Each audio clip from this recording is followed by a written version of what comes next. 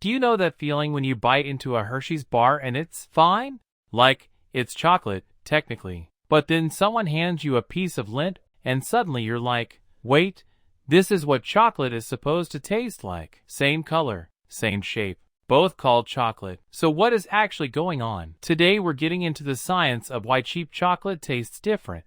And honestly, once you know this, you'll never look at a candied bar the same way again.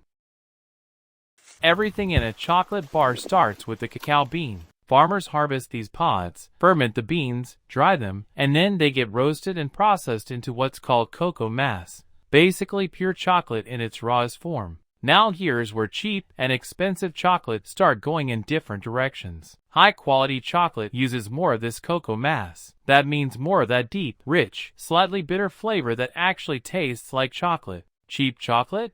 They swap a big chunk of that cocoa mass out for sugar, because sugar is cheap and cocoa is not.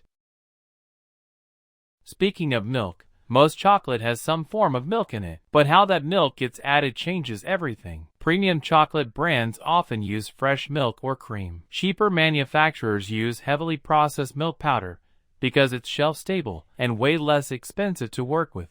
The type of milk powder, how it's processed, and how much of it goes in, all of that affects flavor. Fresh milk gives you a creamier taste. Heavily processed milk powder can give you that slightly artificial.